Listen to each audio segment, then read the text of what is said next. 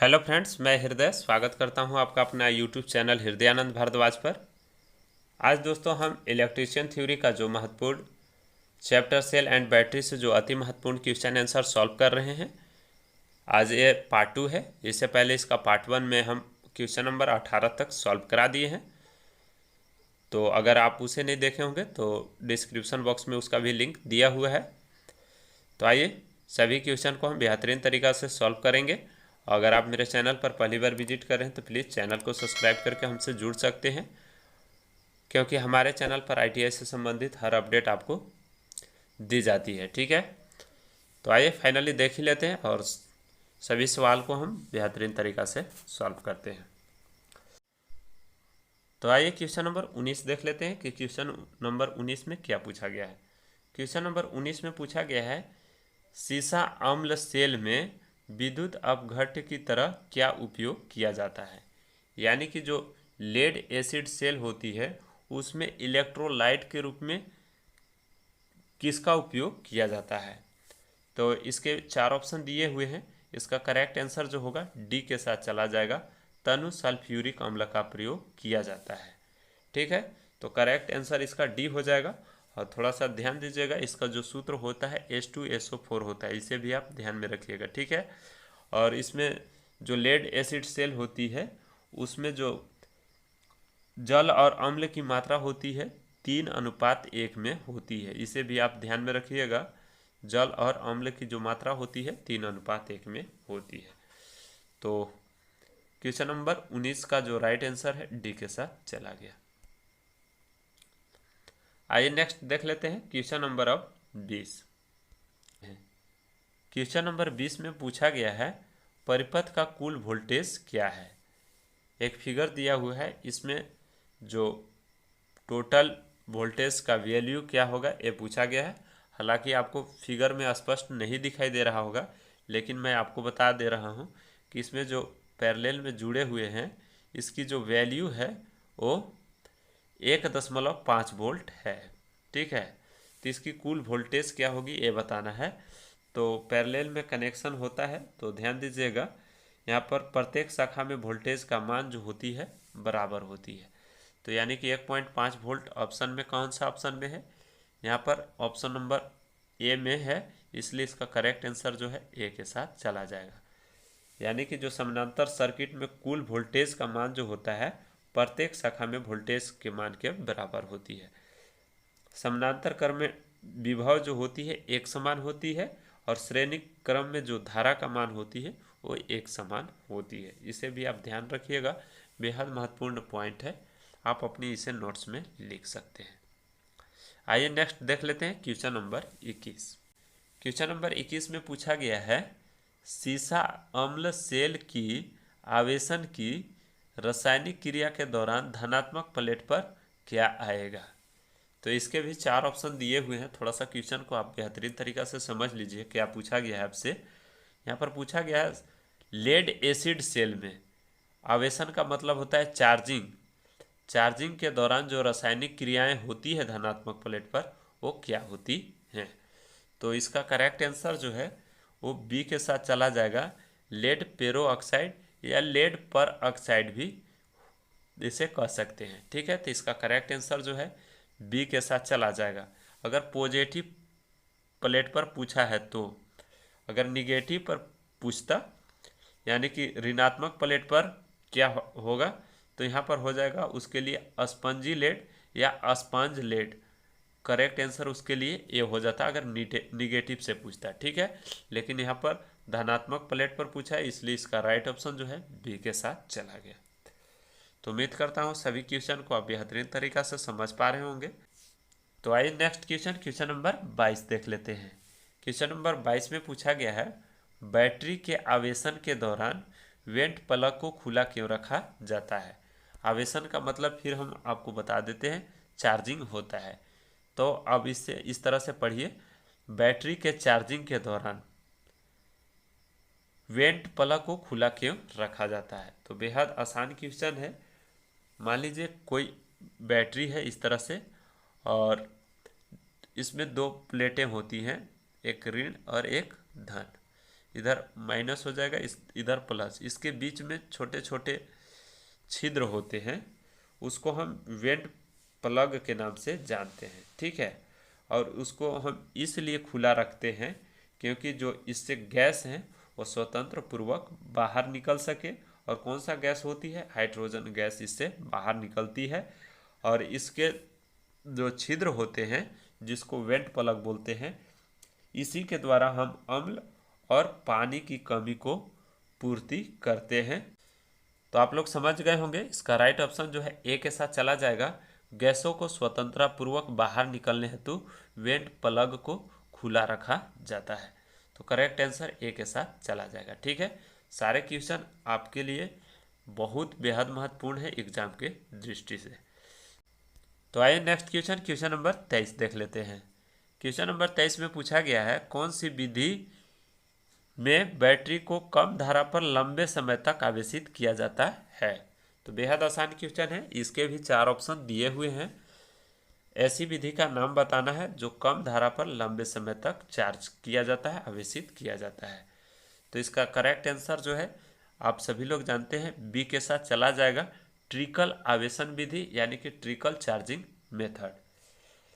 इस विधि का हम तब प्रयोग करते हैं जब सल्फेशन दोष को दूर करना रहता है, तभी इसका हम प्रयोग करते हैं। और ट्रिकल आवेशन विधि में हम कम धारा पर लंबे समय तक चार्ज कर सकते हैं, ठीक है। तो इसका करेक्ट आंसर जो है बी के साथ चला जाएगा। आइए नेक्स्ट देख लेते हैं क्वेश्चन नंबर अब 24। क्वेश्चन नंबर 24 में पूछा गया है,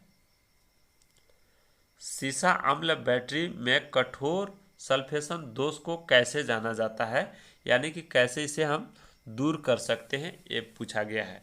तो अभी हम आपको ऊपर में बताएं कि बैटरी को कम धारा पर लंबे समय तक पुनः आवेशित करके इसे दूर किया जा सकता है।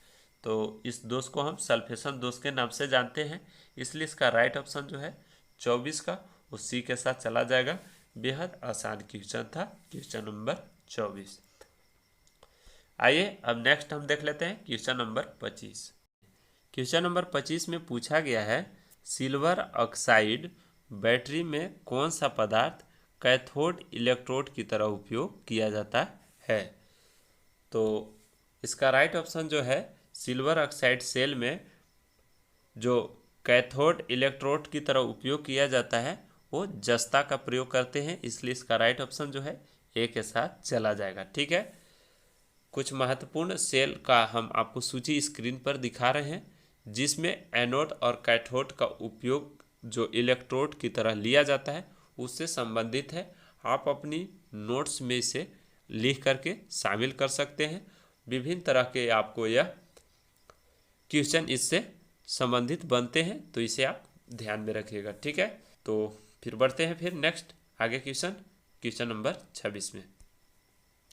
आइए देख लेते हैं क्वेश्चन नंबर 26 में क्या पूछा गया है। क्वेश्चन नंबर 26 में पूछा गया है, चांदी का विद्युत रासायनिक तुल्यांक क्या है, ठीक है। तो आप इसे याद किए होंगे तभी करेक्ट कर पाएंगे। कुछ चीज़ें हैं जो आपको याद करनी होगी और बिना याद करे हुए आपको इसका कोई शॉर्ट ट्रिक नहीं है, तो इसे आप ध्यान में रखिएगा। चांदी का जो रासायनिक तुल्यांक होती है 1.1182 मिलीग्राम प्रति कूलम्ब होती है, इसलिए इसका राइट ऑप्शन जो है डी के साथ चला जाएगा, ठीक है। तो इसे आप ध्यान में रखिएगा। आइए अब देख लेते हैं next question number 27। Question number 27 में पूछा गया, सीसा अम्ल सेल की निरावेशन की रासायनिक क्रिया के दौरान ऋणात्मक प्लेट पर क्या आएगा, ठीक है। तो अभी हम ऊपर में आपको बताए थे कि जो लेड एसिड सेल में जो चार्जिंग के दौरान जो होती है, प्लस टर्मिनल पर क्या होती है, लेड पेरोक्साइड, और माइनस टर्मिनल पर जो होती है स्पंजी लेड होती है। लेकिन यहाँ पर निरावेशन पूछा गया है, निरावेशन की रासायनिक क्रिया के दौरान यानी कि डिस्चार्जिंग के समय। तो डिस्चार्जिंग के समय जो ऋणात्मक प्लेट पर होती है लेड सल्फेट होती है, इसे आप ध्यान में रखिएगा, इसलिए इसका राइट ऑप्शन जो है सी के साथ चला जाएगा। तो सभी महत्वपूर्ण क्वेश्चन है, इसे आप ध्यान में रखते हुए सॉल्व कीजिएगा। आइए देख लेते हैं नेक्स्ट अब क्वेश्चन नंबर 28। क्वेश्चन नंबर 28 में पूछा गया है सीसा अम्ल बैटरी में विभाजक का क्या उद्देश्य है। ठीक है, विभाजक का मतलब होती है सेपरेटर। ठीक है, तो इसका राइट ऑप्शन जो है सी के साथ चला जाएगा। जो हमारा लेड एसिड सेल में जो सेपरेटर होती है उसका मुख्य उद्देश्य जो होती है धनात्मक एवं ऋणात्मक प्लेट के बीच शॉर्ट सर्किट होने से बचाना, इसलिए इसका करेक्ट आंसर जो है सी के साथ चला जाएगा। इसे आप ध्यान में रखिएगा, बेहद महत्वपूर्ण है। तो आइए नेक्स्ट क्वेश्चन नंबर अब 29 देख लेते हैं। क्वेश्चन नंबर 29 में पूछा गया है सीसा अम्ल बैटरी का विशिष्ट घनत्व मापने हेतु कौन सा उपकरण का प्रयोग किया जाता है। तो विशिष्ट घनत्व को जो मापने के लिए जिस उपकरण का हम प्रयोग करते हैं उसे हम हाइड्रोमीटर कहते हैं। तो इसका राइट ऑप्शन जो है बी के साथ चला जाएगा। यहाँ पर ध्यान दीजिएगा, बैरोमीटर के द्वारा दाब मापा जाता है, इसे भी ध्यान में रखिएगा। ठीक है, और हाइड्रोमीटर के द्वारा आपेक्षिक घनत्व या विशिष्ट घनत्व मापने के लिए इसका प्रयोग किया जाता है। तो करेक्ट आंसर जो है 29 का बी के साथ चला गया। ठीक है, आइए देख लेते हैं नेक्स्ट अब क्वेश्चन नंबर 30। क्वेश्चन नंबर 30 में पूछा गया है इन्वर्टर परिपथ कौन सा है। तो इसका फिगर दिया हुआ है, आप यहाँ पर देखिए, और इसका राइट ऑप्शन किसके साथ जाएगा आप चूज कर सकते हैं। 23 का फिगर है और इसके 4 ऑप्शन दिए हुए हैं, यहाँ पर आप इसमें से चूज कर सकते हैं। तो इसका जो चित्र है उसके अनुसार इसका जो करेक्ट आंसर है वो बी के साथ चला जाएगा। SCR यूज इन्वर्टर है, तो इसका करेक्ट आंसर जो है बी के साथ चला जाएगा। इसे आप ध्यान में रखिएगा। और SCR का फुल फॉर्म क्या होता है अगर आप जानते होंगे तो कमेंट बॉक्स में बताइएगा, मैं आपका रिप्लाई कर दूंगा सही है या गलत। SCR का फुल फॉर्म क्या होता है। ठीक है, तो क्वेश्चन नंबर 30 का राइट ऑप्शन जो है बी के साथ चला गया। तो आइए नेक्स्ट क्वेश्चन नंबर 31 देख लेते हैं। क्वेश्चन नंबर 31 में पूछा गया है सीसा अम्ल बैटरी में बकलिंग दोष का क्या प्रभाव पड़ता है। तो इसका करेक्ट आंसर जो है बकलिंग दोष के कारण जो प्रभाव पड़ता है इलेक्ट्रोडों का मुड़ जाना, यानी कि करेक्ट आंसर जो है ए के साथ चला जाएगा। 31 का राइट आंसर जो है ए के साथ चला जाएगा। बकलिंग का मतलब ही होता है बगल जाना, मुड़ जाना। ठीक है, इसमें आपस में जो इलेक्ट्रोड हैं वो मुड़ जाते हैं। तो करेक्ट आंसर जो है 31 का ए के साथ चला जाएगा। आइए देख लेते हैं नेक्स्ट अब क्वेश्चन नंबर 32। क्वेश्चन नंबर 32 में पूछा गया है परिपथ का कुल निर्गत वोल्टेज क्या है, यानी कि आउटपुट वोल्टेज आपको बताना है। तो जैसा कि देख पा रहे हैं यह जो सर्किट है ओपन सर्किट है और इसका हम आपको होमवर्क के लिए दे देते हैं। इसको आप अच्छी तरीक़ा से समझ करके इसका करेक्ट आंसर किसके साथ जाएगा आप कमेंट बॉक्स में बताइएगा। अगर आपका सही होगा तो मैं आपको रिप्लाई कर दूंगा। ठीक है, तो क्वेश्चन नंबर 32 को आपको होमवर्क में दे देते हैं। ठीक है, आइए अब नेक्स्ट देख लेते हैं क्वेश्चन नंबर 33। 33 में पूछा गया है शुष्क सेल में धनात्मक इलेक्ट्रोड के रूप में क्या प्रयोग होता है। तो एक हम आपको स्क्रीनशॉट लेने के लिए जो विभिन्न सेलों का एनोड और कैथोड पर जो इलेक्ट्रोड प्रयोग किए जाते हैं उससे संबंधित जो दिखाए थे उसको आप ध्यान में रखिएगा। तो बहुत सारे उससे क्वेश्चन हमेशा एग्जाम में भी पूछे जाते हैं, तो उसी से संबंधित अगर आप उसे ध्यान में रखिएगा तो इसका जो राइट ऑप्शन जो है बी के साथ चला जाएगा, उसी से संबंधित है। यहाँ पर धनात्मक में पूछा गया है, ठीक है, तो कार्बन होगा और ऋणात्मक में हम जानते हैं कि सभी का जस्ता होता है, इसलिए ऋणात्मक में पूछेगा तो आपको उतना याद करने की ज़रूरत नहीं है। तो आइए नेक्स्ट क्वेश्चन नंबर देख लेते हैं 34।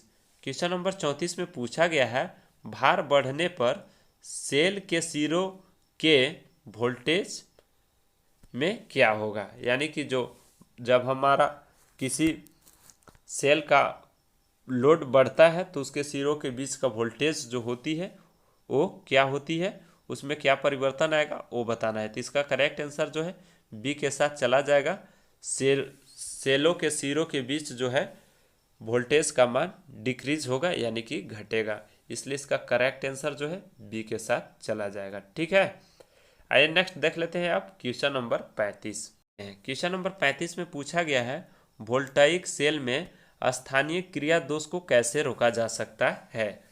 तो वोल्टाइक सेल में मुख्यतः जो दोष होते हैं दो प्रकार के पाए जाते हैं, स्थानीय क्रिया दोष और ध्रुवा छेदन। स्थानीय क्रिया दोष जो होती है कैथोड पर होती है और ध्रुवा छेदन जो होती है एनोड पर होती है। और इस दोष को कैसे रोका जा सकता है, तो इसका करेक्ट आंसर जो है डी के साथ चला जाएगा, जस्ता प्लेट का अमलगम करके। इसलिए इसका राइट ऑप्शन जो है 35 का डी के साथ चला जाएगा। ठीक है, तो आइए अब नेक्स्ट क्वेश्चन नंबर 36 देख लेते हैं। क्वेश्चन नंबर 36 में पूछा गया है m बराबर जेड बटा आई टी सूत्र में जेड अक्षर किसे इंगित करता है। यहाँ पर देखिए सूत्र भी सही नहीं प्रिंट हुआ है या किसी कारणवश गलत आ गया होगा। m बराबर हम जानते हैं कि जो फॉर्मूला होती है z इंटू आई इंटू टी होती है। ठीक है, तो यहाँ पर z बटा आई टी सूत्र दे दिया है और यहाँ पर पूछा गया है आपसे कि z किसे इंगित करता है। तो m जो होती है एकत्रित द्रव्यमान होती है जो ग्राम में इसे व्यक्त करते हैं। I जो होती है धारा होती है जो हम की एम्पियर में व्यक्त करते हैं। T जो होती है समय जिसे हम सेकेंड में व्यक्त करते हैं। और Z जो होती है रासायनिक तुल्यांक विद्युत अपघट्य होती है। इसलिए इसका करेक्ट आंसर जो है बी के साथ चला जाएगा। बाकी ऑप्शन जो है रॉन्ग है, इसे आप ध्यान में रखिएगा। तो 36 का करेक्ट आंसर बी के साथ चला गया। तो अब ज़्यादा क्वेश्चन नहीं बचे हैं, टोटल इसमें 40 क्वेश्चन है। आइए सभी क्वेश्चन को हम सॉल्व अप कर चुके हैं। क्वेश्चन नंबर 37 में पूछा गया है तांबे का विद्युत रासायनिक तुल्यांक क्या है। ठीक है, इससे संबंधित अभी हम ऊपर में एक क्वेश्चन सॉल्व किए, वहाँ पर चांदी का शायद पूछा गया था, चांदी का विद्युत रासायनिक तुल्यांक क्या होगा। यहाँ पर आपसे तांबे का पूछ दिया है, तो इससे संबंधित आपको हम एक स्क्रीन पर दिखा रहे हैं। आप इसे स्क्रीनशॉट लेकर के अपनी नोट्स में लिख लीजिएगा। विभिन्न तरह के आपको एग्जामों के लिए यह उपयोगी है, हमेशा इसी से क्वेश्चन पूछ लिए जाते हैं। तो अगर आपको पता होगा तभी इसका करेक्ट आंसर कर पाइएगा। इसका हालांकि कोई शॉर्ट ट्रिक नहीं है, ये आप इसे याद कर सकते हैं, तो याद इसे आप जरूर कर लीजिएगा। इसका करेक्ट आंसर जो है तांबे का जो रासायनिक तुल्यांक होता है विद्युत रासायनिक तुल्यांक, वो ए के साथ चला जाएगा 0.329 मिलीग्राम प्रति कूलम्ब होती है। ठीक है, अगर ग्राम कूलम्ब में पूछता तो 0.00039 ग्राम पर कूलम्ब होती है। तो इसे आप ध्यान में रखिएगा। कभी कभी ग्राम कूलम्ब में भी दिया रहता है और कभी कभी मिलीग्राम कूलम्ब में भी दिया रहता है, तो आपको जो ऑप्शन दिया रहेगा उसी को आप चूज कीजिएगा। ठीक है, तो यहाँ पर देखिए एक बाकी ऑप्शन जो है गलत हो जाएंगे। तो उम्मीद करता हूँ कि सभी क्वेश्चन को आप बेहतरीन तरीका से समझ पा रहे होंगे। अगर वीडियो हेल्पफुल लग रहा होगा तो ज़रूर इस सेशन को लाइक कर दीजिए आप। ठीक है, अब आइए देख लेते हैं next question number 38। Question number 38 में पूछा गया है सीसा एसिड बैटरी में बकलिंग दोष का कारण कौन सा है।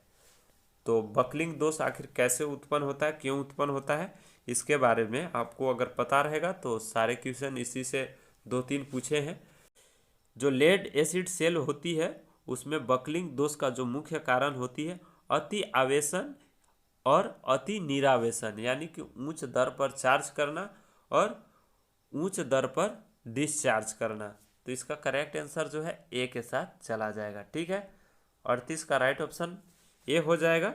और बकलिंग का मतलब ही होता है मुड़ना या बकल होना, इसे आप ध्यान में रखिएगा। इसका राइट ऑप्शन जो है 38 का ए के साथ चला जाएगा। ठीक है, तो आइए अब नेक्स्ट क्वेश्चन नंबर हम 39 देख लेते हैं। क्वेश्चन नंबर 39 बेहद महत्वपूर्ण है। यहाँ पर पूछा गया है बैटरी में वोल्टेज चार्जिंग स्थिति को जांच करने के लिए किस उपकरण का उपयोग किया जाता है। तो इसके भी 4 ऑप्शन दिए हुए हैं। अति सावधानी के साथ इसके सारे ऑप्शन को दे करके ही आप चूज कीजिएगा। इसका करेक्ट आंसर जो है डी के साथ चला जाएगा। बहुत से बच्चे लोग कंफ्यूज होकर के सी को टिक कर देते हैं, जबकि ऐसा नहीं है। हमारा हाइड्रोमीटर जो होता है अपेक्षिक घनत्व या विशिष्ट घनत्व मापने के लिए उपयोग किया जाता है। बैटरी में वोल्टेज चार्जिंग की स्थिति को जांच करने के लिए हाई रेट डिस्चार्ज टेस्टर का उपयोग करते हैं। इसलिए इसका करेक्ट आंसर जो है 39 का डी के साथ चला जाएगा। ठीक है, आइए नेक्स्ट और इस वीडियो का आखिरी क्वेश्चन नंबर 40 देख लेते हैं। क्वेश्चन नंबर 40 में पूछा गया है इलेक्ट्रोलिसिस के दौरान कौन सा हिस्सा इलेक्ट्रॉन खो रहा है।